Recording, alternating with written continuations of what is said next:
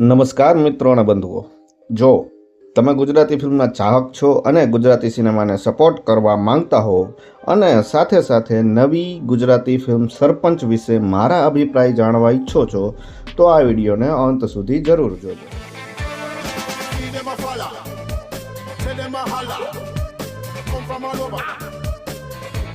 તો દોસ્તો, સરપંચ 2 કલાક અને 37 મિનિટની ફિલ્મ છે જેને તમે જોજોની એપ્લિકેશન ઉપર તદ્દન મફતમાં જોઈ શકો છો। આમ તો આ ફિલ્મ 2023ના રિલીઝ થઈ હતી થિયેટરમાં અને બધે, પણ અત્યારે જોજોમાં તમે જોઈ શકો છો। અને ફિલ્મમાં મુખ્ય ભૂમિકામાં જોવા મળશે કરણ રાજવીર, સ્મિત જોશી, નિરાળી ઓઝા અને રાગી જાની, આકાશ ઝાલા, કપિલ ગોસ્વામી, નીતિશ લિંબાસિયા અને ચેતન દયા જેવા કલાકારો પણ ફિલ્મમાં આપણને નજરે ચડવાના છે। ફિલ્મનું દિગ્દર્શન કર્યું છે અપૂર્વ બાજપાઈભાઈએ। અને હવે વાત કરી લઈએ ટૂંકમાં ફિલ્મ વિશે, તો મારો અભિપ્રાય છે કે ફિલ્મ એકવાર તો જોઈ લેવાય। અભિનયની વાત કરીએ તો કરણ રાજવીર, રાગી જાની અને આકાશ ઝાલા આ ત્રણેય ખરેખર મસ્ત કામ કર્યું છે, જ્યારે બીજા ઘણા યોગ્ય કલાકારો છે જેને હરખી રીતે ઉપયોગમાં લઈ શક્યા નથી। આમ તો 2 કલાક અને 37 મિનિટની ફિલ્મને 1.5x સ્પીડમાં જોવી હોય તો જોઈ નખાય એવી ફિલ્મ છે। ગીતોની વાત કરીએ તો કેટલાય ગીતો સરસ છે અને મોટે ભાગના ગીતો ઓકે અથવા ઠીકઠાક ટાઈપના કહી શકાય। ફિલ્મની સ્ટોરી લાઇનની વાત કરીએ તો શરૂઆતના 20થી 30 મિનિટ ફિલ્મ આપણને પકડી રાખે છે, પણ પછી ધીમે ધીમે સ્ટોરીનો પેસ ક્યાંક ખોવાઈ જ જાય છે।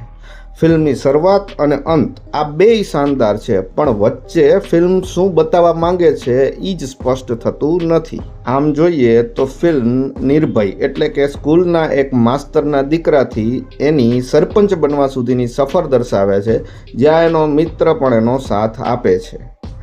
આમ જોવા બેસીએ તો ફિલ્મ કંઈક જુદું કરવાનો ઈરાદો ધરાવતી હોય એવું લાગે છે, પણ વચમાં ક્યાંક ને ક્યાંક ભટકી જાય છે। અને ખાસ કરીને જોવા બેસીએ તો સરપંચ બનવા માટે શું જરૂરી છે, સરપંચની દીકરી સાથેના લવ એંગલ અને સરપંચ અને નિર્ભરભાઈ વચ્ચેની લડાઈ, આ મુદ્દાઓ ક્યાંક ને ક્યાંક આપણી તરફથી વિશ્વાસ ખોઈ બેસે છે।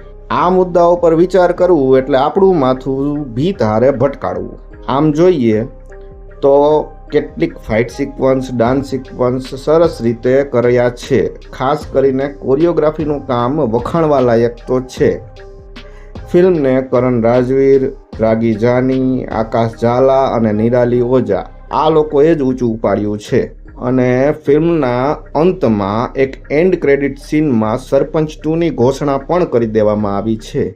હવે આ મારો રિવ્યૂ કદાચ દિલદર્શક જોવે કે ન જોવે, પણ મારે એવું સૂચન આપવું છે કે જો સરપંચ 2 બનાવો તો કૃપા કરીને થોડું રિયાલિસ્ટિકની પાસે બનાવજો, કે જેમાં પાત્રો થોડા રિયાલિસ્ટિક હોય અને ફિલ્મમાં ઉઠાવવામાં આવેલા મુદ્દા પણ થોડા રિયાલિટીની આજુબાજુ હોય। બાકી તો આ ફિલ્મ જોજોના પ્લેટફોર્મ પર મફતમાં ઉપલબ્ધ છે, તો જે લોકો ગુજરાતી ફિલ્મો માટે સમય ફાળવી શકે છે અને જે ગુજરાતી સિનેમાના ચાહક છે તે લોકોએ આ ફિલ્મ એકવાર જોવી જોઈએ, આવું મારું માનવું છે।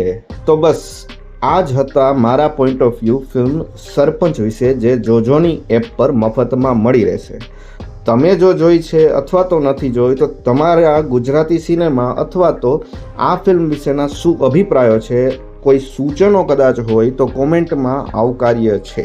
અને જો ફિલ્મથી જોડાયેલા કોઈ લોકો આ રિવ્યૂ જોવે અને કાંઈ ખોટું સાચું લાગે તો ખાસ કરીને મારા ઇન્સ્ટાગ્રામમાં અથવા તો યુટ્યુબમાં કોમેન્ટ કરી દેવી। ફિલ્મના રિવ્યૂને હટાવવામાં મને કોઈ વાંધો છે નહીં। બસ આ જ કહીને હું મારો રિવ્યૂ અહીં પૂરો કરીશ। જય હિન્દ, વંદે માતરમ।